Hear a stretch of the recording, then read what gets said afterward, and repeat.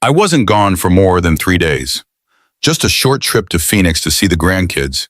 Came back with a sunburn, 2 jars of homemade peach jam, and a voicemail from my neighbor saying something about HOA drama. I didn't think much of it until I pulled into my driveway and saw that someone had been trespassing. Not burglars, not vandals.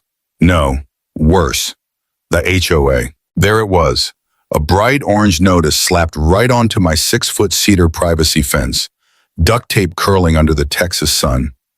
Next to it, a sticky note in flowery handwriting that read, "Hi Tom, your fence exceeds our neighborhood height standards by approx. 5 inches. Please arrange to bring it into compliance by next Friday. Thanks, Karen." Ah yes, Karen, president of the Willow Creek Lakeside HOA, self-appointed queen of vinyl siding, yard mulch, and passive-aggressive tyranny. She once tried to fine a family for leaving a garden hose uncoiled. She personally measured a basketball hoop with a tape measure to make sure it wasn't over regulation height. She reported my neighbor Glenn because his American flag had, I kid you not, a slightly faded corner. But this, coming after my fence, that fence was built with a city permit, inspected, approved, and crafted with the same precision I used when laying concrete on airport runways. I know every nail, every post, and more importantly, every inch of my property line. Still, I gave her the benefit of the doubt. Maybe it was a clerical error. Maybe someone had a bad day. So I called and got hit with this gem. Per our updated HOA guidelines, fences above 5 feet 7 inches are now considered non-compliant, regardless of prior approval. Updated guidelines, I never voted on that, and I sure as hell didn't approve it. Turns out, the HOA had held a special meeting while I was out of town. Attendance was low. Karen called it routine, but somehow they'd passed a measure to retroactively enforce new height rules and started applying fines immediately. She ended the call with, "It's nothing personal, Tom. We're just trying to maintain the neighborhood's charm." Let me tell you something about charm, Karen. It's not the fence that makes a neighborhood ugly. It's power trips and hidden agendas wrapped in pastel newsletters. But sure, fine me, threaten to tear it down. Because here's what she didn't know. When I bought this property, I paid extra for a detailed boundary and elevation survey. Why? Because that same HOA, under Karen's leadership, had a history of misplacing property lines. So just out of curiosity, I pulled out that survey, blew the dust off the binder, and started comparing it to the HOA's own plat map. Took me all of 20 minutes to find it. They'd built a communal walking trail that crosses a good 8 feet into my property. Not only that, the HOA-maintained utility shed sits squarely on land I legally own. And just like that, my too-tall fence became the least of their worries. So I printed everything out, double-checked with the county recorder, and put it in a nice leather-bound folder. Because next Thursday at the HOA's open meeting, I'd be bringing a little show and tell. They wanted to play by the rules? Well, I've got the rule book and the receipts. You'd think that after living through 2 divorces, a layoff in '91, and that time my truck caught fire in a Taco Bell drive-thru, I'd be used to nonsense by now. But no, Karen found a new level of it. After that charming little notice about my oversized fence, I figured maybe she'd back off when I called and explained I had permits, inspections, and everything signed off. That I didn't slap together this fence with duct tape and a prayer. I built it right. But instead of reason, she sent me a fine, $125 per day, until the fence was brought into compliance. Let me be clear, I built that 6-foot cedar fence 3 years ago when we first moved in. It was permitted through the city, approved, and inspected by a man named Marty, who had half a mustache and a full cup of coffee. He signed off in under 5 minutes. At the time, the HOA's covenant allowed fences up to 6 feet. Not a peep from Karen then. She even complimented the stain color at a block party. Now suddenly, it's a threat to neighborhood harmony. I emailed the HOA board. No response. I attended the next meeting. My speaking time was cut to 3 minutes. I asked for the vote record on the new fence regulation. Karen said, "That's internal HOA business." Internal, I pay these people. Then came the newsletter. Front page, community update, enforcing our standards. Complete with a photo of my fence, blurred address, but very much recognizable. Next page, unsightly violations threaten our neighborhood's character. They lumped my fence in with cracked driveways and a guy who still had Christmas lights up in April. I was livid, but not surprised.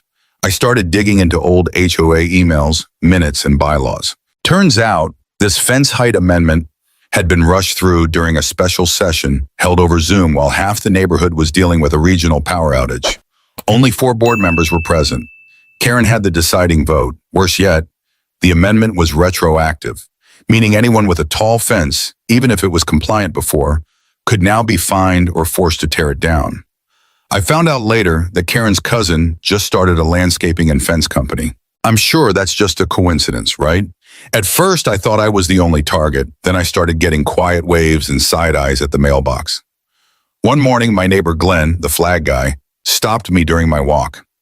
"You got one too?" he asked, lowering his voice like we were in a spy movie. "One what?" He showed me a letter, same tone, same signature. "Your flagpole is a visual obstruction from the street." Karen again. Later that week, a young couple down the road, barely 30, just had a baby, got fined for leaving a stroller out in their carport overnight. They told me Karen had knocked on their door holding a clipboard and asked if they knew they were violating Section 4.2.3 outdoor items. They didn't. No one did. Karen did. And she was weaponizing it. My wife Ann kept telling me to let it go. "It's not worth the headache, Tom." But it wasn't just about me anymore. This was about a woman who used her position to bully people under the guise of community standards. A woman who didn't represent us, but ruled over us. So I filed a formal appeal. Karen denied it. I offered to present my case at the next HOA board meeting. Karen rescheduled it, same time as my city inspection hearing. Cute.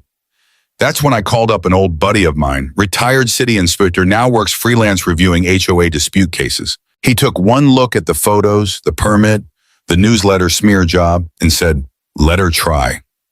He helped me compile everything: timeline, documents, bylaws, even a copy of the original plat map from the city. And that was when things got interesting. Because remember how I said I had the property professionally surveyed? Well, turns out the HOA's own walking trail runs 8.5 feet into my property, and the utility shed sits directly on my land. Karen had fined me $875 over a fence that's legally placed, while her HOA was literally trespassing on private property. I didn't say anything right away. Instead, I showed up to the next HOA board meeting, the one Karen couldn't cancel, because state law requires at least one open session per quarter. She didn't look happy to see me. I brought a folder. Karen brought her usual smug smirk and a new rulebook. I listened to her lecture the group for 20 minutes about enforcement consistency and protecting property values. Then she said, "Now, if anyone has concerns about the recent fence ordinance, you may speak." I stood up, cleared my throat, and said, "My name is Tom B., lot number 42, and I'd like to ask a few questions about property lines." You could hear a pin drop. 1 week after that HOA meeting, I got a letter, certified mail, HOA letterhead, very official looking. It read, "Per section 5.3.1 of the Community Maintenance Guidelines, residents who knowingly obstruct access to HOA-maintained property may be subject to legal action." They accused me of, get this, blocking their access to their own walking trail. That was built on my land. You can't make this stuff up. They gave me 7 days to cease obstruction, or they'd pursue all available legal remedies. What obstruction, you ask? Apparently the fence I built years ago with a city permit now violated their access rights. Let me paint you a picture. My property line runs along a small wooded buffer. That trail, it snakes through the trees and curves directly into what my surveyor confirmed, in writing, was my backyard. They built it years ago assuming that land was theirs. It wasn't. It never was. And now they were threatening me for their mistake. I called my lawyer, a no-nonsense woman named Patty with 30 years in property law and the attitude of a courtroom brawler. She reviewed the survey, the original plat, the HOA bylaws, and their threatening letter. Her verdict? This is textbook reverse trespassing. If they don't back off, we sue. Music to my ears. We sent a cease and desist the very next day. We demanded removal of all HOA structures from my land within 30 days. We also made it clear, if they continued to harass me with bogus fines, we'd take it to civil court. Did Karen take the hint? Oh no. The next morning I woke up to the sound of gravel crunching and boots in my yard. 3 men in neon vests were walking the trail. On my side of the fence, I stepped outside. You fellas lost? One guy, clipboard in hand, said, "We're here for routine trail maintenance." I pointed to the no trespassing sign. That trail is on private property. They looked confused and left in a hurry. Later that day, I checked my backyard camera. Guess who showed up at 6:13 a.m.? Before sunrise? Karen, with a measuring wheel. A week later, my wife called me at work. Her voice was shaky. "Tom, someone took a section of the fence down."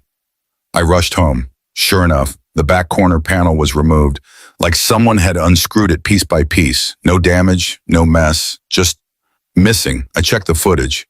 2 HOA board members. Middle of the night, flashlights, cordless drill.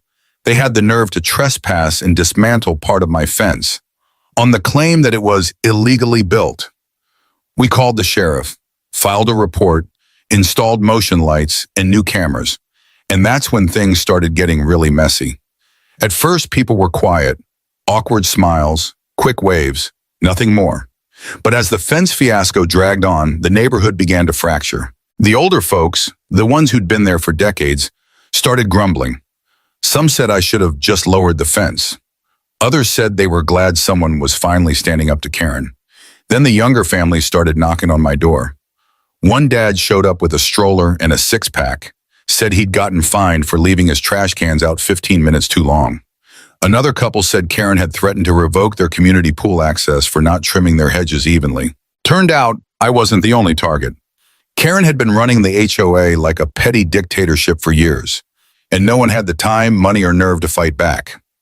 Until now. Meanwhile, I kept building my case. Every notice, every fine, every photo, every neighbor statement. I printed them out, organized them by date, and packed it all into a giant black binder I started calling the Karen file. It grew so thick, I had to start a second one. I also requested the HOA's annual financial report, as per state law. After 3 ignored emails, I got a digital file with half the pages missing. That's when I filed an official complaint with the state HOA Oversight Board and copied every homeowner on the block. The email ended with, "We deserve a board that works for the community, not against it." Things hit a boiling point when Karen tried to pass a new rule banning outdoor grills in front yards. She said it was aesthetic pollution. People lost it. Someone posted a meme of Karen photoshopped into North Korean military garb on the neighborhood Facebook group. By then, the board meetings were drawing crowds. People came with notes, complaints, and receipts. One woman showed up with 5 letters Karen had sent her over garden gnomes. The tide was turning, and Karen knew it. At the next HOA board meeting, the one I showed up early for, Karen tried to keep it business as usual. She opened with a statement about maintaining our community values. I raised my hand. Karen frowned. "We'll take home call or questions at the end." Too late. I stood up and handed copies of my survey and legal complaint to every board member. I said, "This board knowingly built and maintained structures on private land. You've levied false fines, tampered with personal property, and violated multiple sections of your own covenant. I've filed a state complaint, and unless this is resolved by month's end, I'll be taking it to court." People clapped. Karen turned red. One board member leaned over and said something to her quietly. She didn't smile once for the rest of the night. You ever seen a person unravel in real time? I mean, really, fully come apart? It's not always dramatic. Sometimes it's subtle, a twitch in the cheek, a tremble in the voice, or in Karen's case, the slow realization that she's no longer feared, just pitied. Let me tell you about the night Karen's little empire cracked. It was held at the community clubhouse, the same building partially sitting on my land. The irony was thick. They called it a special session to address ongoing resident concerns. Translation? Karen was in trouble and the board knew it. When I arrived, the parking lot was packed. People who hadn't been to an HOA meeting in years were there, folding chairs, standing room only, even a few folks live streaming on Facebook. Karen stood up front in her usual pale pink blazer, holding a clipboard like a shield. Next to her sat Dave, her husband, a man who looked like he'd rather be literally anywhere else. The meeting opened with 10 minutes of scripted fluff, the budget, lawn maintenance updates, and something about mailbox uniformity, of course. Then came public comment. First up, Mrs. Callahan, sweet, 78, never said a harsh word in her life. But that night, she stood, held up a stack of violation letters and said, Karen fined me $25 a day for having off-white shutters. These are the same shutters I've had since 1989. Karen approved them herself in 2004. Applause. Next, the Johnsons. We were fined $100 because our Halloween pumpkins exceeded seasonal display limits. Meanwhile, Karen's husband had a 10-foot Grim Reaper in their yard. Laughter, louder applause. Then came Glenn, Vietnam vet and resident badass. He didn't say a word, just pulled out his phone and played a voicemail. Karen's voice. I don't care what the city says. If I see that truck in your driveway again, I will have it towed. Don't test me, Glenn. Silence. Then a chorus of gasps. Karen's face flushed red, lipstick trembling, nostrils flared. And then it was my turn. I walked to the front, binder in hand, and placed a stack of papers on the table. This is a complete record of everything the HOA has done to me in the past 6 months. Fines, notices, harassment, and unauthorized entry. But more importantly, this is proof that the HOA's walking trail and utility shed are sitting on land you do not own. I passed out copies to every board member. One of them, Tina, a nurse who joined the board 2 years ago and clearly regretted it, read through it like she'd just seen a ghost. I continued. The survey was done by a licensed firm, verified by the county, and based on this, the HOA has committed trespass, unauthorized use of private property, and has levied illegal fines in retaliation. Karen tried to interject. Tom, this isn't the time. I cut her off. This is exactly the time, Karen, because the HOA bylaws state any resident has the right to present evidence during a public session. Tina nodded. Let him speak. I pulled out the final document, my favorite. Based on installation records, maintenance costs, and land valuation, the HOA's mistake has cost me approximately $75,000 in lost use, value, and ongoing disruption. Gasps. I dropped the cherry on top. And I'm prepared to file a lawsuit if this is not corrected, including a lien removal, refund of all fines, and a full HOA audit. At that point, even Dave, Karen's husband, was staring at his shoes. That's when she lost it. You think you can just come in here with your maps and measurements and make demands? This is my neighborhood. I built this community. She slammed her clipboard on the table. I volunteer every day to keep this place from falling apart while people like you, people like me, I raised an eyebrow, people who think they're above the rules, who challenge authority. Someone from the back muttered, sounds like she's describing herself. Laughter, murmurs, someone clapped. Karen turned toward the board. Are you really going to let this man threaten us with lawyers? He's exaggerating. Tina held up the documents. Actually, he's right. I checked the county maps. That trail is on his property. Karen's mouth opened, then closed, then opened again, but no words came out. Then, out of nowhere, another board member, Mark, a retired CPA who hadn't said a word all night, raised his hand. I move that we vote to remove Karen as president, effective immediately, pending investigation. Gasps again. Tina seconded. All in favor? Hands went up. Mine didn't need to. I wasn't on the board, but I counted at least 4. Enough. Karen's jaw dropped. You can't do this. This is illegal. This is my HOA. Mark shook his head. No, Karen, this is our HOA, and we've had enough. In the following week, Karen was suspended from the board pending review. An independent audit of HOA funds was launched. All my fines were voided. The HOA agreed in writing to remove the walking trail and shed from my property within 90 days. They also refunded 3 years of HOA dues, citing the inconvenience and mistaken actions. Karen? She tried to rally support, sent emails, made phone calls, started a change.org petition. No one signed it. Her name became a verb around the block. Don't go full Karen. That's a real Karen move. Careful, the bushes are 1 inch too high. Better call Karen. Once Karen was removed as president, everything changed. The new interim board, Tina, Mark, and 2 newly elected members, immediately began cleaning house. First order of business, settling my complaint. They asked for a sit-down, no lawyers, just coffee and papers. I showed up with both of my giant binders, just for dramatic effect. Tina smiled and said, "Don't worry, we've seen the highlight reel." They offered me a written public apology from the board, full reimbursement for every fine plus interest, a formal HOA vote to approve my fence permanently, and $12,500 in compensation for the years of encroachment. I politely countered, add in an agreement that the HOA covers 100% of the cost to relocate their trail and shed, and I'll waive the lawsuit. They agreed, signed it in ink. No more lawyers, no more threats, just closure. I won't lie, watching a construction crew dismantle that trail and shed from my property felt spiritually satisfying. I set up a lawn chair, sipped sweet tea, and waved every time a dump truck passed by. The best part? HOA funds were paying for it. Karen had once said she'd never let that man dictate how this neighborhood looks. Now, that man had just redefined the map. A month later, we held a formal HOA election. For the first time in 12 years, Karen wasn't on the ballot. She tried to run, but the oversight committee disqualified her for conflict of interest, ethics violations, and tampering with HOA documents. Yep, that part came out in the audit. Instead, the neighborhood elected Tina as president, no surprise, Mark as treasurer, and 2 new faces, both under 40, who promised transparency and accountability. Funny how democracy works when people finally pay attention.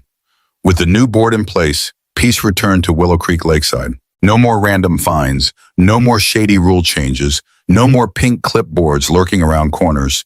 Neighbors started planting flowers without needing permission. Halloween decorations came back, full inflatable glory and all. Heck, even Glenn got his truck back in the driveway without a single complaint.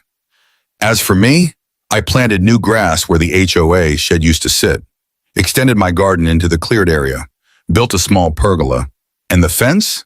Still 6 feet tall, still perfectly legal, still standing proud.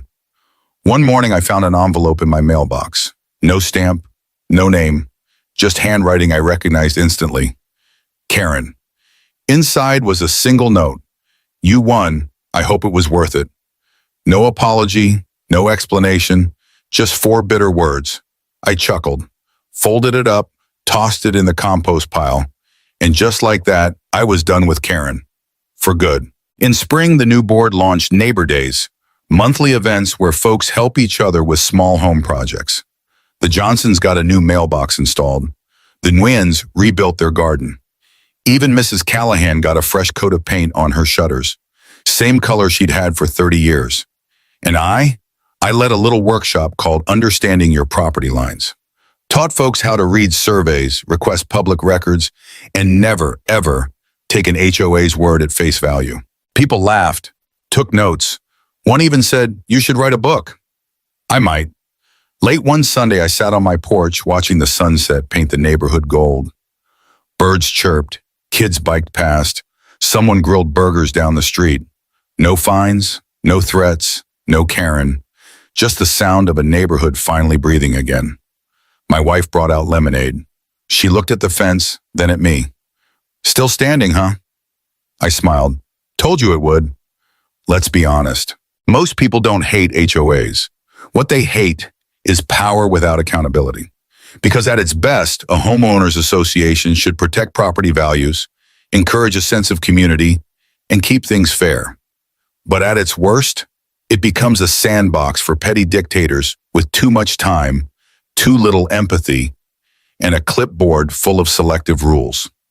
HOA power isn't the problem. Abuse is. Karen didn't fail because she was strict. She failed because she forgot one simple truth. The rules only work when they apply to everyone, including you. She created a system where she was always right, even when she was clearly wrong, where neighbors were afraid to speak up, where fines weren't tools for order, they were weapons of control. That's not leadership. That's intimidation wrapped in bylaws. And eventually, it always backfires. The real lesson. Here's what every HOA board member and every Karen should take away from this. If you're enforcing the rules, be consistent. If you're writing the rules, get community input. If you're in a position of power, listen more than you lecture. And if someone challenges you, don't retaliate. Check your facts. Because someday someone might not just fight back. They might be better prepared than you ever expected. And when that day comes, a pink clipboard won't save you. To the good HOAs out there, I've met a few HOAs run by decent people. Volunteers, parents, retirees, folks just trying to make their neighborhood a little nicer. You deserve respect. Because real leadership is hard. It means having uncomfortable conversations, resolving conflicts fairly, and knowing when to say, you know what, I was wrong, let's fix it. To you, thank you. To the Karens still out there, we see you, and more importantly, so do your neighbors. Your turn, let's hear your HOA story. If you've ever had to deal with an HOA like Karen, or if you've served on a board and tried to do the right thing, drop your story in the comments. What's the wildest HOA rule you've seen? Have you ever stood up to a petty HOA? Or maybe you are on a board and trying to bring change? We want to hear it. And if you like this story, hit that like button, subscribe for more real stories, and share it with someone who's fighting their own HOA battle. Because in the end, justice doesn't always knock on your door. Sometimes you have to build a 6-foot fence and wait for it to show up. I wasn't gone for more than 3 days. Just a short trip to Phoenix to see the grandkids. Came back with a sunburn, 2 jars of homemade peach jam, and a voicemail from my neighbor saying something about HOA drama. I didn't think much of it until I pulled into my driveway and saw that someone had been trespassing. Not burglars, not vandals. No, worse, the HOA. There it was, a bright orange notice slapped right onto my 6-foot cedar privacy fence, duct tape curling under the Texas sun. Next to it, a sticky note in flowery handwriting that read, "Hi Tom, your fence exceeds our neighborhood height standards by approx. 5 inches. Please arrange to bring it into compliance by next Friday. Thanks, Karen."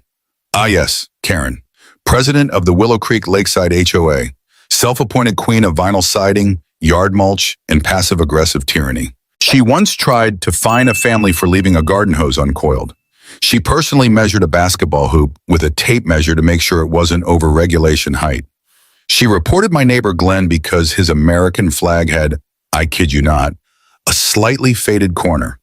But this, coming after my fence, that fence was built with a city permit, inspected, approved, and crafted with the same precision I used when laying concrete on airport runways. I know every nail, every post, and more importantly, every inch of my property line. Still, I gave her the benefit of the doubt. Maybe it was a clerical error. Maybe someone had a bad day. So I called and got hit with this gem. Per our updated HOA guidelines, fences above 5 feet 7 inches are now considered non-compliant, regardless of prior approval. Updated guidelines, I never voted on that, and I sure as hell didn't approve it. Turns out, the HOA had held a special meeting while I was out of town. Attendance was low. Karen called it routine, but somehow they'd passed a measure to retroactively enforce new height rules and started applying fines immediately. She ended the call with, "It's nothing personal, Tom. We're just trying to maintain the neighborhood's charm." Let me tell you something about charm, Karen. It's not the fence that makes a neighborhood ugly. It's power trips and hidden agendas wrapped in pastel newsletters. But sure, fine me, threaten to tear it down. Because here's what she didn't know. When I bought this property, I paid extra for a detailed boundary and elevation survey. Why? Because that same HOA, under Karen's leadership, had a history of misplacing property lines. So just out of curiosity, I pulled out that survey, blew the dust off the binder, and started comparing it to the HOA's own plat map. Took me all of 20 minutes to find it. They'd built a communal walking trail that crosses a good 8 feet into my property. Not only that, the HOA-maintained utility shed sits squarely on land I legally own. And just like that, my too-tall fence became the least of their worries. So I printed everything out, double-checked with the county recorder, and put it in a nice leather-bound folder. because next Thursday at the HOA's open meeting, I'd be bringing a little show and tell. They wanted to play by the rules? Well, I've got the rule book and the receipts. You'd think that after living through 2 divorces, a layoff in '91, and that time my truck caught fire in a Taco Bell drive-thru, I'd be used to nonsense by now. But no, Karen found a new level of it. After that charming little notice about my oversized fence, I figured maybe she'd back off when I called and explained I had permits, inspections, and everything signed off. That I didn't slap together this fence with duct tape and a prayer. I built it right.